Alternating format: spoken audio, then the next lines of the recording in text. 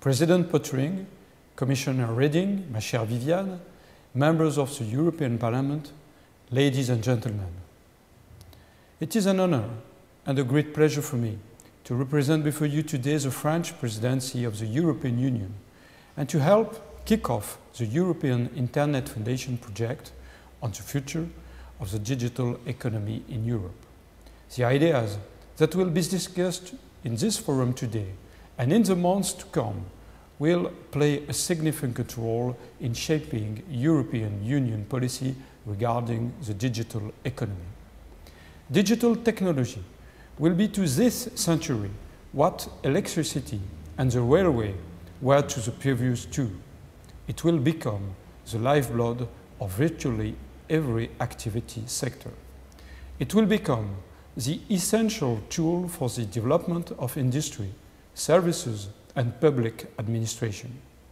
The digital revolution should help our society to go through the transformation that the challenges of the future will require of us. Climate change, population aging, to name but a few key issues. That is why I want to use the French presidency of the European Union as an opportunity to reaffirm the ambitious commitment that Europe has made towards the information society. That is why I initiated the first ministerial encounter at the European level on the Internet of the future on the early October in Nice. Conclusion should be adopted on this issue in the Telecom Council of the 27th of November. ICT and Internet technologies are a flourishing economic sector, a fact that is certainly worth noticing in the context of the current downturn. Today, it accounts for 25% of our economic growth. It is also the sector where investment is the most productive. Investing in the digital economy enhances competitiveness across the economic board. Companies that seek, regardless of their size, to use the Internet to their advantage can see their activity grow and expand because of access to information and fast-paced communication. They can buy cheaper, find more customers, do everything faster and better. In fact, the Internet revolution is only beginning. The Internet will soon become ubiquitous because it will encompass most everyday objects, when today's barcodes are replaced with RFID chips. In this connection between the virtual and the real world that we call Internet of the future, endless possibilities and opportunities will arise from these technologies, for example, in the field of companies' logistics, neighborhood and community information, treatment monitoring in healthcare, control of road traffic, and therefore of energy consumption. The Internet of the future will also generate a lot of new jobs, jobs based on local expertise that, unlike industrial jobs or current jobs in Internet services, will not be exportable. The Internet of the future will bring about tremendous changes in our societies, not only economic, cultural, and social changes, but also political changes.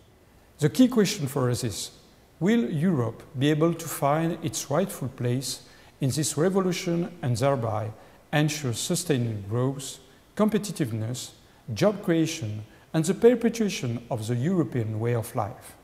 In short, will Europe be able to master its destiny?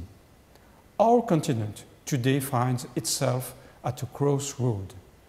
While the Union has precious assets, it still has a number of obstacles to overcome if it aims to play a crucial part of the international development of the Internet. In this regard, I would like to underscore 4 specific points, which are access, spectrum management, network safety, and Internet governance.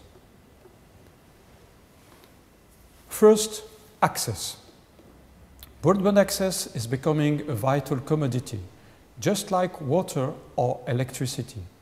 There will be a higher risk in the coming years for populations who are excluded from broadband access of being left out the main economy. Therefore, we have to emphasize the need to ensure comprehensive coverage so all citizens can enjoy a broadband connection. The issue will be discussed on the 27th of November at the European Council. One of the options that will be explored then is the extension of the current scope of the universal service to broadband. France, for example, has made a commitment to ensure that every citizen will be able to get broadband access at an affordable cost by 2009. 2. Spectrum management. The deployment of the very high-speed mobile internet services via mobile phones is a huge opportunity for the industry in Europe. Because of the prevalence of GSM and UMTS technologies, and because of the strength of our internal market, we are in a unique position to take advantage of future developments in mobile internet services.